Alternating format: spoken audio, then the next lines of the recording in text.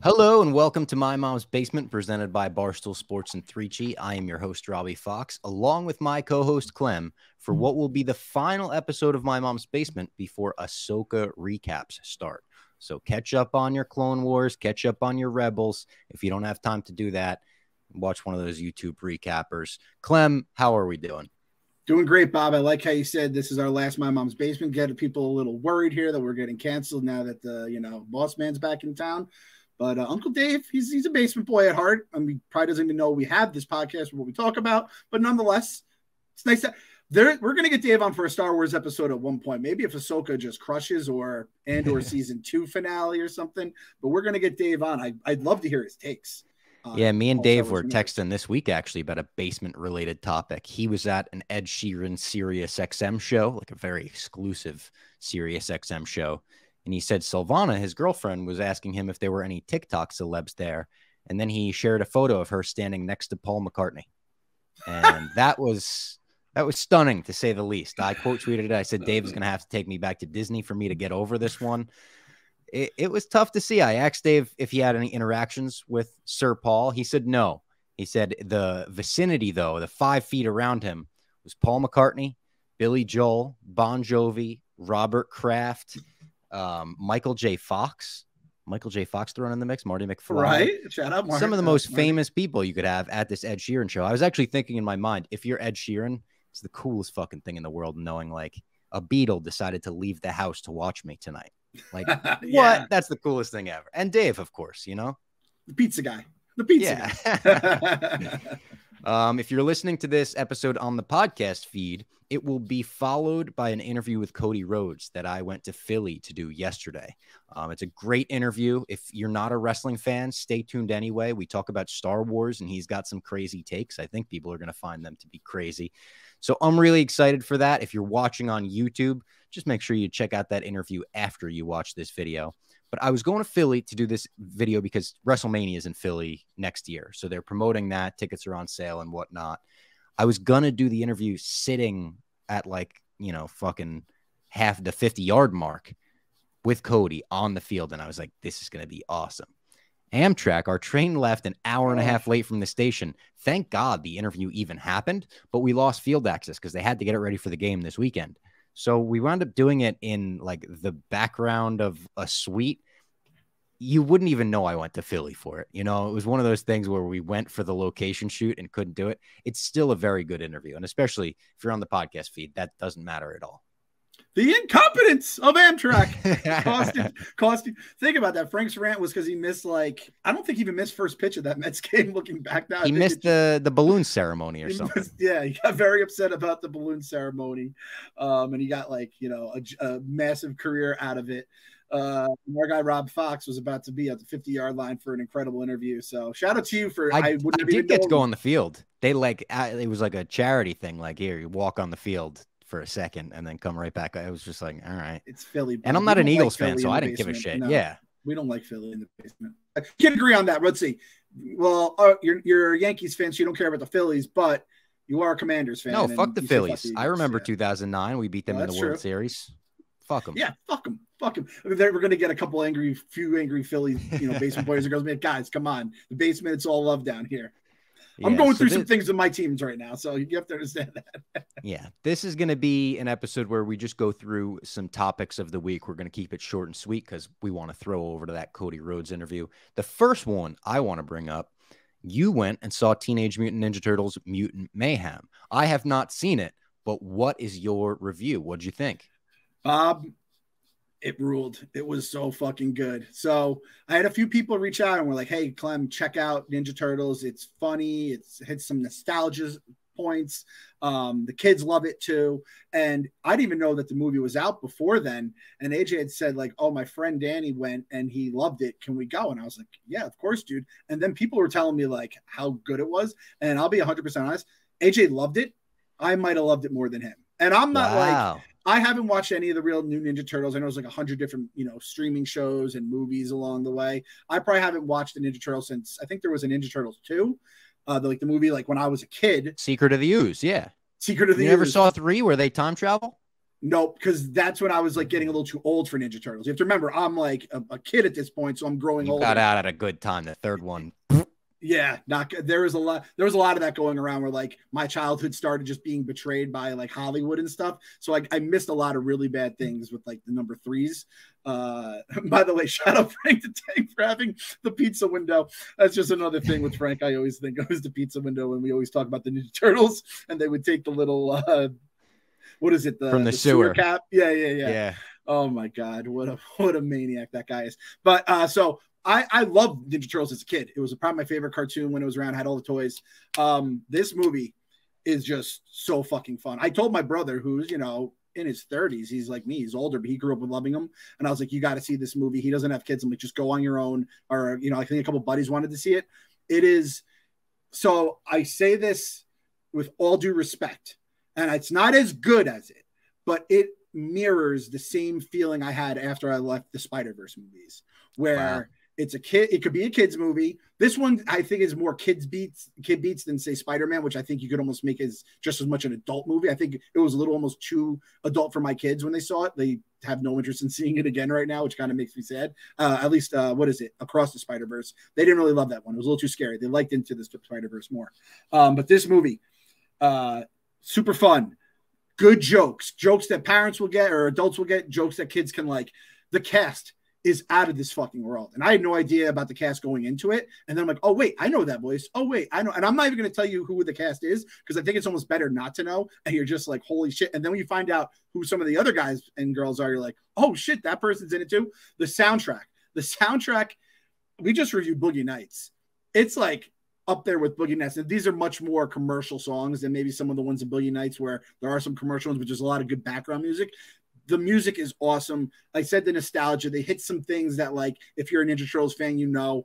My boy Heavy Spoilers did his recap video of it. There's a lot of like Easter eggs and stuff that's going to be coming because I guess they're already working on the sequel. I think they're doing like a whole Paramount series on this, like a streaming series. But man, I really love this movie, and I think everyone's going to love it. I think you're going to love it. I think parents are going to love it to see it with their kids. I think their kids are going to love it.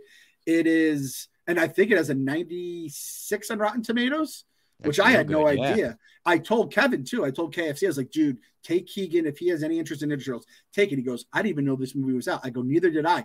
I think they're getting really fucked by this strike because they can't promote during the strike, right? Yeah, and they had, like you said, such a stellar cast that would have had such a good press tour if you just put a couple of those guys together in a room. Just like crushed it, dude. Yeah.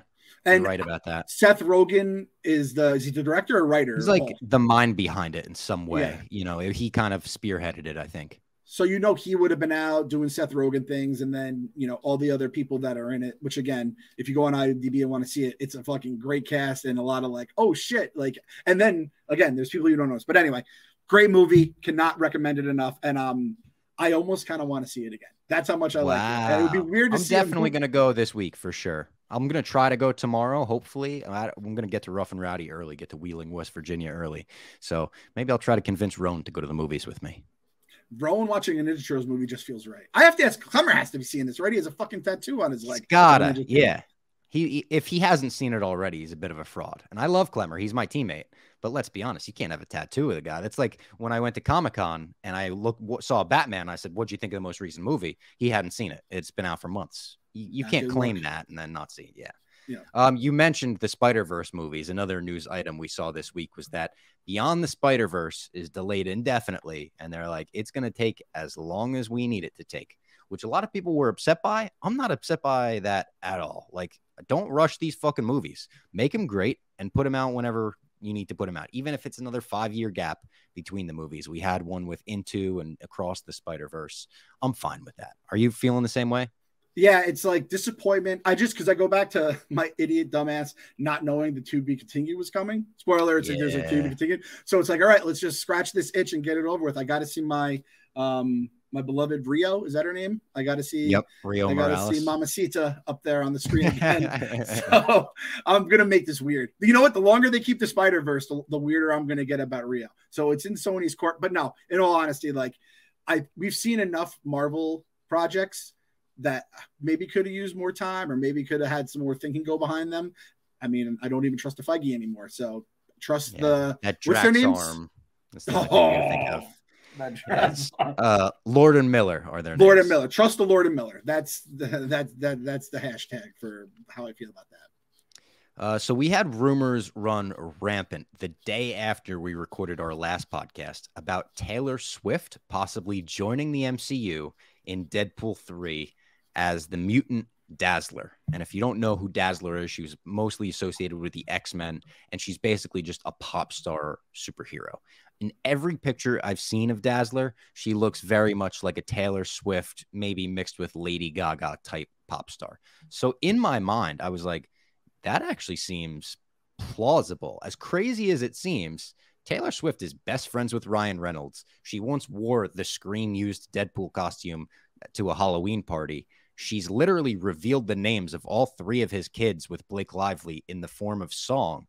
Like, if anyone is going to do it, it might be these 2 crazy people. And I love the idea right away. I was like, not only does the look seem great, but if we're going to war as nerds, who do we want on our side coming out of those portals? The fucking Swifties. There's nobody as dangerous as the Swifties. And I say that from a place of respect. I'm a Swiftie myself. I love Taylor Swift.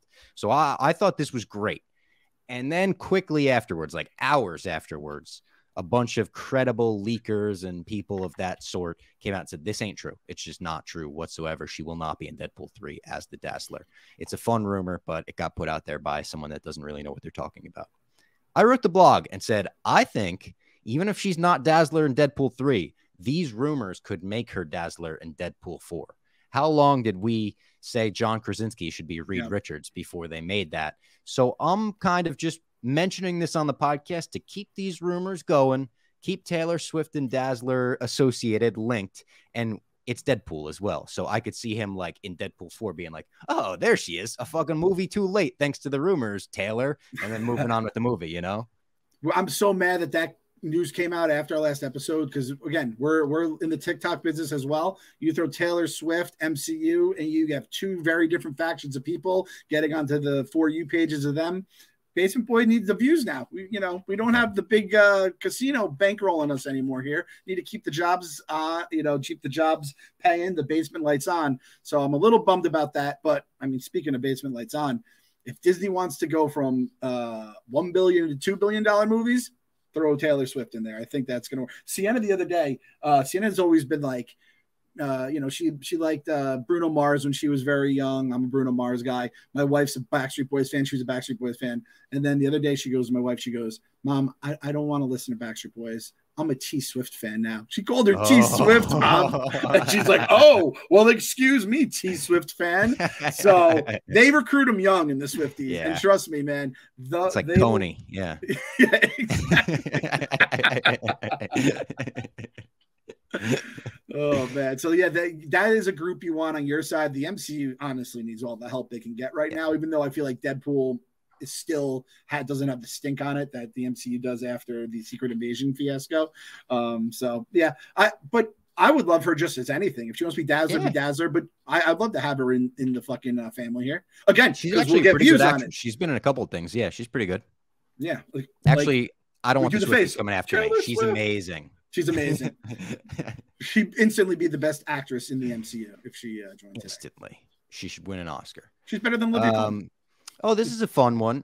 James Gunn has confirmed that Johnny Sins has not been cast as Lex Luthor. Yet. I say yet because he didn't say I'm never going to cast him. He just said, no, that's a ridiculous rumor. It's not true. But maybe he's just trying to get us off the scent. Johnny Sins is bald. Lex Luthor's bald. What do you think? The guy's name is Sins, right? Try having a better villain than the guy with the last name Sins. It's true. I believe it's true. And again, what is he going to say? You just spoiled my big reveal that's going to have the entire industry talking. James Gunn, you can fool me a lot of ways. He ain't fooling me on this one, though. Johnny Sins confirmed to DC as Lex Luthor. I can't wait to see him. I've never seen Lex Luthor's dick before. Turns out I have. I've seen his dick. I've seen his ass. I've seen a lot more of him than I'd ever cared to. And that guy, I don't know if he has a kryptonite, to be honest. We know Superman does. Sins keeps going. What am I gonna say to that? What am I gonna say to that? Yeah, Sins keeps going. There's your fucking hashtag for the episode. This is just a flipped version of the Superman talk from Mallrats, where Brody's talking to Stan Lee about, like, does he have to use a kryptonite condom? Is kryptonite on the counter when he's doing Lois? You know, just ridiculous story out of the nerd world. We're in the TikTok business, and I saw that I saw that story and I sent it to you. I was like, this is a TikTok we're doing with Taylor Swift. This is kind of the industry we're in now, where it's like people take a tweet response and they make an entire article about it. So the Basement Boys, you know, we're click burglars. Robbie was throwing click burgling the other night. You have to do what you got to do. I know. I feel like the Robin to your Batman. Like, it's never quite as good. And people are like, is that guy a girl? But it's still there. You know, I'm still fighting crime. Exactly. Dynamic duo, baby. Now we have a couple news items that these aren't as My Mom's Basement centric as the previous four, but I thought they were interesting and worth bringing up. This one, a Barbenheimer headline. Oppenheimer is now the highest grossing movie ever to never hit #1 at the box office. The entire run of Oppenheimer, Barbie's been ahead of it. I don't think Oppenheimer is going to pull ahead at any point in coming weeks. So this is now the highest grossing movie, never to hit #1. And on the flip side, Barbie has hit the $1 billion mark, Warner Brothers' highest grossing movie ever domestically. And Margot Robbie is set to earn over $50 million for that. How about that? Dude, Justin, unbelievable. You know, like, I was hoping it would get to this point, but I didn't think it would actually hit this when we're throwing the B word around and everything. I just love it. I love internet memes. I love movie theaters having a little bit of success. I love Tom Cruise's kicking and punching air.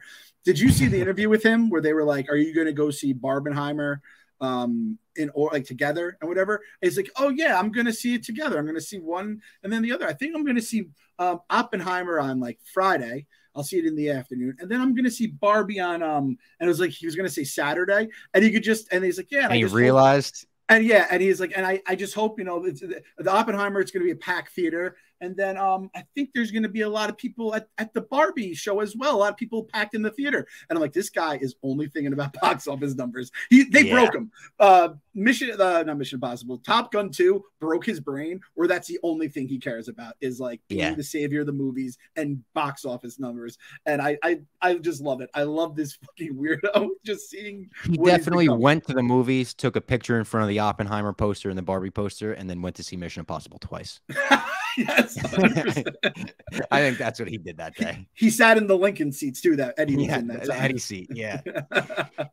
Crazy though, crazy number for it to hit. Congrats to Margot Robbie, because when she pitched the movie, she pitched it saying, "I think this is $1 billion movie," and like in the press tour, she was like, "Maybe I oversold it. I don't know."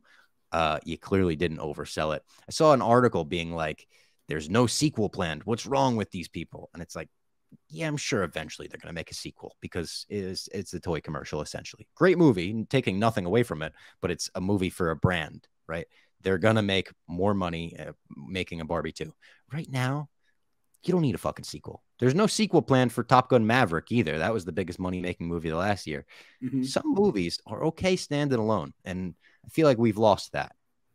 Yeah, we've lost a lot of things where it's a standalone movie or making sequels, becoming brands, all that kind of stuff. Calling your shot. Margot Robbie has to have one of the highest approval ratings for like stars in Hollywood too, right? She was just in Babylon, which was like the lowest grossing movie ever made. I mean, like, people like her. Like, there's not like there's not like You've never heard Margot a bad word. Robbie. No, like she's Australian. Like, is there an Australian there's probably problematic Australians. I won't bring them up. Other than them, like, you see an Australian. There's no Australians I don't like. Them. Yeah. Right. Every Australian I could think of, the bands I listen to, Taika Waititi, Korg, they're all great. I know Taika, Korg, but I view them as different people. Steve Irwin kind of like paved the ground. Crocodile Dundee for the older people like me. They really did like set the base for everyone else. Flight of the Conchords later on. Jermaine, great. Remember the punter who was the Aussie at Rutgers. Oh, yeah. And Dave was like, you could basically have a job just because you're Australian. Like, Dave said that to him. Like, people just love Australians. And Margot Robbie, obviously, she's like a beautiful woman too, but she just seems cool as shit. Like, she wasn't creeped out by people wanting to look at her feet. That was the #1 Google autocomplete. Yeah. I just love that shit about her. Yeah. This one was interesting, and I'm not a huge like fan of this genre or even the material, but I like the movie. Scott Pilgrim versus the World is being turned into an anime. And Edgar Wright, the director of the movie, is completely involved. The author of the book, completely involved. And all of the voices are voiced by the original cast of the movie. So Michael Cera's back. Mary Elizabeth Winstead's back. Chris Evans is back. Everyone is doing it. Brie Larson. I think this is really cool. And like I said, I'm not a Scott Pilgrim guy. I can't claim that as one of my franchises. I didn't own all the original stuff, the books, and I've seen the movie maybe once or twice. I saw it in theaters for sure. Maybe once after that. Great movie. Very cool, like comic book translated to film. Now, how can you make that even more comic booky? You're making it look like the source material and you're putting it on Netflix as a series. I think this is going to be pretty sweet. I also think it's going to be like a gateway drug to anime for a lot of people. I've never watched anime. I've never been really interested in it. I'm interested in this though. So who knows? Yeah. So I don't know really anything about Scott. I think I wanted to see it when like it came out. I think that I like the title, but I just have no idea. But it feels like we are due for. There's going to be whether it's this movie or another project, whatever it may be. That's going to be the gateway. It feels like anime is long overdue. Ken Jack. Have you never seen Scott Pilgrim still to this day? To this day, nope, never seen Scott. You got to add it to the list. It's really, really entertaining, and I haven't seen it in so many years. I've forgotten it. Maybe we'll recap it before that series premieres in November. Yep. So I'll have to. That'll be my basement first watch. You know what I mean? That'll be it's an Edgar Wright movie. You would absolutely love it. It's right up your alley. Godzilla. This I'm very interested in. We got a new Godzilla show, Monarch: Legacy of Monsters, starring Kurt Russell and his son Wyatt Russell playing the same guy. It's like a time jump show, the 50s and then modern day after the first Godzilla movie. So it connects to this current Godzilla universe. What excites me the most about it is that it's on Apple TV Plus. Apple TV Plus, I think Robbie Goochman has been waving this flag on Twitter. They have rarely missed, especially recently. I know people didn't love the second season of Ted Lasso, even the beginning of the third season. I thought they turned it around by the finale. Silo was awesome. Severance was awesome. Shrinking is awesome. Monarch looks pretty damn cool from the pictures that have been out there. You in on this? So I have no idea about any of this stuff. I have to like look it up and try to. So I see Monarch here, Monarch American TVs. Nope, that's not it. It's got our guy, John Walker, which he is an awesome actor, Wyatt Russell. He's been in a couple things recently, and he looks like his dad, Kurt. So I think that's really cool. Instead of doing the horrible CGI to de-age someone, cast someone that fucking looks like them. Even if it's not the son, like Looper, I always reference. Joseph Gordon-Levitt plays a young Bruce Willis, and I'm fine with it. The whole movie, I mean, he's got the eyebrows and a little prosthetic or whatever. It takes you 5 minutes for your eyes to get used to it and for you to buy them as the same person. I would always rather two actors than the CGI.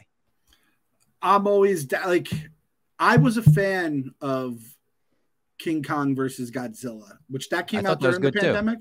Yeah. And I think a lot of people, because I remember there being a lot of like monster fights, which I appreciate. That's what we don't come to watch the one human that had their whole story and they somehow survived. Get that fucking out of my face. So that's why I didn't like the King of the Monsters. That was the one of the three that I didn't love, because the whole movie was about like Millie Bobby Brown. She's a great actress. I appreciate you giving her the bag for that movie, but show us the fucking monsters. Yeah, exactly. So that happens a lot of the times with all these silly things. But I guess does Apple have like exclusive rights with Godzilla? Because I feel like they've been doing stuff with them in the past. They probably do. I mean, this show and stuff, I think they probably do. My biggest take on Godzilla is that Hubs is randomly a diehard Godzilla fan. It's one of my favorite things at Barstool. I love when someone has a random niche that I got a Godzilla guy. We have a Godzilla guy. And like when there's a Godzilla story, you're like, did the Godzilla guy blog that? Yeah. And if he didn't, I'm like, what the fuck? And I'll remember like one time I was in the office, like, yo, Hubs, did you just see the new trailer? He's like, oh my God, man. Like, it looks so fucking, and he like is like talking about like the storyline with the background. And I'm like, oh, I love someone who's just a diehard, just like something that is not on my, like if it was a Star Wars thing, we could talk, but I love having no idea what he's talking about. And that's that's what this whole fucking fandom thing is about. I love diehard Godzilla guys because no matter what you say about Godzilla, they'll usually respond with like, but the movies haven't brought in this fucking obscure villain and he's the best. Like, you should see him. He's in the 45 movie from 1945. Oh, he looks awesome. Like, it's usually like a giant version of a bug, like Mothra or something. Yeah, like, Mothra. That? All right. All right, this is the final thing I wanted to talk about on this episode. A recommendation from Rico Bosco. Yes! He recommended this to both of us. This new telemarketer documentary on HBO Max, or just Max now. It's an HBO show, though. Only one episode is out. There's going to be 3 episodes total. When I say it's a telemarketer documentary, I know if you're not familiar with this, you're probably like, what? I'm not interested in the story of telemarketers. That's kind of how I felt. I scrolled past it the first night. Then our friend Rico said, no, you have to watch this. It's outrageous. So last night I promised him, I said, all right, I'll watch the first episode. I'll give it a shot. It's produced by Danny McBride and the Sadfi brothers. So some people I love are signing off on this. I cannot even describe the lunacy in this documentary. This telemarketing center, not only were they scamming people, but they were hiring mostly people like straight out of prison. And it was just a madhouse. Like, they were like, oh yeah, if you want drugs, you could get drugs there. And then they show it. And they're like, if you want to buy guns there, you could get guns there. And they show it. They're like, if you want pussy there, you could get pussy. And then they like cut to like what I believe is a prostitute in the background of this call center. It is one of the craziest hours of television I've ever seen. And Rico told me it's apparently the tamest of the 3 episodes. It's absolutely nuts. So I think I was going on for, what is it, Winning Time, which is all, I love that. The Lakers show. I love the first season, and the second season has been awesome. First 2 episodes. And I saw this telemarketer thing, and I think it said like new episodes on Sunday night. And again, HBO Sunday night, you have my eyeballs if you have anything that relatively or remotely interests me. And then, to be honest, I like watched the first like opening of the show, and I had to look up like, is this real or is this like a really well done scripted mockumentary? Because it was like, when there's drugs there, they're doing drugs. They're doing like bumps of heroin. I don't know if is that a thing, bumps of heroin? I think that sounded right. Yeah. You meet my favorite character on TV today. It's his name, Paul. I have to get Pat. Is it Pat? Pat. Yeah. It's Pat. It's Pat. He has a Giants jacket. I'm not gonna know. Anyway, you watch this, you're gonna be hooked. It is flat out. So you're gonna fall in love with this heroin addict. It's crazy. You are. He's an absolute sweetheart. You see him at home with his wife. He has like a heart of gold. And the thing is, they're telemarketing people. They're scamming people by kind of like saying they're with like a police benevolent association, and like you're helping out cops that get like wounded like while on the job, but they're not really helping them. They're giving them 10% of the things. It's some shady, seedy stuff. But it's also like the people in it are, I said it's the dead end, like blue collar Jersey Shore, where it's like anyone in the tri-state area has hung out with people like this in the past. Where these are just straight up crazy. Like, especially Jersey is the home of these people, and obviously this one I believe takes place basically in Jersey, right? Like all the there's the main one we're at. There's like, people know what a Florida man is. Like there's also a Jersey guy. Like there's definitely, and they're different and similar. There's a Venn diagram, and they have their overlap, but then they also have their like differences like that. So yeah, like Florida, bath salts, Jersey, heroin. You know, like that's one of the key differences there. They all have a Giants or a Jet starter jacket from like 1996. The starter just jackets, like our boy Pat does. It's the best, man. It's the best. And like, these and like these people are telling the stories, and they're very upfront. They're like, yeah, we were doing this, we were scamming this. They made like no money, and they're like, why did you keep going to this place? They're paying $10 an hour. They're like, because it was fun. It was a fun place to hang out. So that's like how you know it's a bunch of crazy people, is when they don't care about money, because it was just a great place to chill. And again, Rico said it's only the first episode. It's the tamest. I don't even know what's coming in the next 2. I'm kind of terrified, if we're being honest. And the thing is, I didn't even hear about it from Rico. I just saw it on the thing. I started a blog that night, and I just put like a couple like keywords down. I'm like, I'll write it in the morning. By the time I woke up, Rico had already written and scheduled the blog, and I was like, holy shit. If Rico was the one, Rico and Dante wrote their blog about the Bear. That got me into the Bear. I'm realizing quickly, me and Rico Bosco have very similar TV tastes. He's a good recommendation guy for sure. He's a good rec guy. He's a good rec guy. Yeah, it's a must-watch documentary. Like, picture like, your worst homeroom class where right before the teacher walks in, everyone's losing their mind. Like, it's that with convicts, basically, and drugs. That's the perfect way to say it. I hope in the year 2023, the public school system has figured out ways to like keep those kids apart, where it's like, all right, there's 20 bad kids, 5, 5, 5, 5. That's how we're going to do the homeroom, instead of like 16 to like, all the bad kids in the homeroom where you were like, I got to put my wallet in my front pocket. I had a homeroom. I went in riot gear every morning. I was just like, I don't know what is coming my way. Oh man. Yeah. When they straight up showed the prostitute like unbuckling the dude's belt, I was like, oh yeah, we are in some. And Jersey girls too. They are wild. They're a wild bunch, breed in their own right. So it's fucking so good, man. I could, and I know Portnoy is gonna love it. It's just because it's got that King of Kong vibe where these characters are just like, you can't believe they exist. That was like the one line I had written in my blog. I was like, this is the craziest bunch of people outside of Portnoy's, merry band of misfits, basically. And Pat is the leader of it all. And he's like, the wife goes, how many hot dogs? He's like, cook them all. Like, just cook them all. Yeah. Such a Jersey thing. And like, you go back, the kid who like has the camera, he's like an older kid now. He started working there when he was in 9th grade because he dropped out of high school. He's 14. So, yeah. It's the only place that would hire a 14-year-old, he said. I didn't even know you could even work at the age of 14. Me like neither. That, you know what I mean? Like, you could work like a, fast food job for like a few amount of hours, not like a cold calling job. Right next to a guy who got out on manslaughter 6 months ago, like they were like, the 14-year-old's fine here. Yeah. It's Please, banana land. If you have Max, watch this documentary. It's not Basement Boy centric. It's not a nerdy thing, but it is worth your time. Next week, we'll be back to talk about Ahsoka, the 2-episode premiere. We're getting 2 up front, which I love. You get a big chunk of it. You get a big feel for the show. And honestly, I think this is going to be a good one. I'm putting my trust in Filoni. Maybe you've lost trust in Feige, but not Filoni and Favreau. I know Ahsoka is his baby, right? More than anything else. Ahsoka's his baby. I trust the Filoni. I'm actually going to take some of my trust from Feige, and I'm putting into Filoni now. So okay, don't burn me again, because it's the diehard water jugs. You got to find the right amount for your trust. Exactly 4 gallons. Yep. I mean, I'm rocking my Mickey Mouse shirt here, so I'm still believing in Disney+. What a shill. An absolute shill over here. ESPN Bet's going to be a great app. We had nothing but love. So I like Disney+. They're raising the prices on me. You got to start raising the quality of your shows too if you're going to be doing that. So if you give Ahsoka a Drax arm, I'm fucking losing it.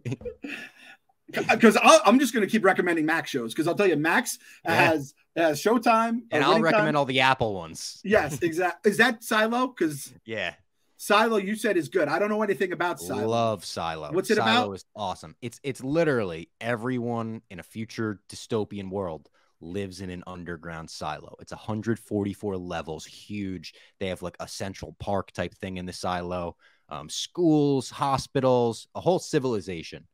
They don't know why they're in the silo, though. They just know that the outside, not very good. They have like a window to the outside. They could see it. It doesn't look good. And if anyone wants to leave, they're allowed to. They're like, yep, go right out. But anytime someone leaves, they like just drop dead in 30 seconds. Jeez, so it like starts when people are exactly. I said it's like 10 Cloverfield Lane mixed with like Hunger Games and like kind of just a dystopian, Did you see The Village? World.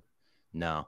I hated that movie. I wanted to see Harold and Kumar go to White Castle, and our girlfriends made us, now our wives, made me and my boy Mikey see that instead. And it was so goddamn, it was an M. Night Shyamalan movie. Horror movie, right? I remember. Kind of. It's like a thriller. I remember mystery. A little bit about it. Yeah, but I've never seen it. Sounds like this, except this sounds a lot better. Hubs, huge recommendation on this as well. You would love it, because I said there's like, if you changed like 10% of every script, it could be the best Star Wars show out there. Like, I'm telling you, if you just changed it and it's like, instead of the judiciary is in charge, it's the Empire, and they're on a weird, like, it could be a really cool show, Star Wars show. So that's on my list, and I'm going to put on your list and everyone else. We have a lot of homework here. They Clone Tyrone. That's on Netflix. Oh, I watched half of it and I fell asleep. It was late, but I was loving it. Same with us. We started it late. We were both like tired, and it was like, I was like painful that I had to stop watching, but I was like, I don't want to like just doze off, or, when you're same thing. I stopped it and said like, I'm going to pick this up later. I didn't fall asleep during it. It was one of those. Yeah. And it's like, this is good enough that I will finish it. You know what I mean? So I'm right there with you. Jamie Foxx is in it. John Boyega, who is playing a role completely different than Finn. Like, it's awesome. I haven't seen a lot of John Boyega, but all I heard about John Boyega is how great of an actor he is. And then I saw some, like, oh yeah, he has range. Yeah. So I think people will really like that one. So if you're looking for some we got a ton of recs, and then we're getting back into the fucking daily grind with the whatever the mouse is putting on her plate. Yeah, so Rough and Rowdy 22 is going down tonight if you're listening to this on release day, August 18th. It's on YouTube finally, so you could buy it on YouTube pay-per-view. Hopefully that makes it really easy for everyone to put on their TVs. I'm going to be on the call with Dave and Dan. And if you're listening on the podcast feed, we're going to throw it over to my interview with Cody Rhodes. If you're watching on YouTube, make sure you hop over and watch that video next. Make sure to give both videos a thumbs up and a subscribe. We're trying to hit 50,000 by the end of the year. That's the goal. So we'll see you next week for Ahsoka. Tell your friends about the basement before your turn again.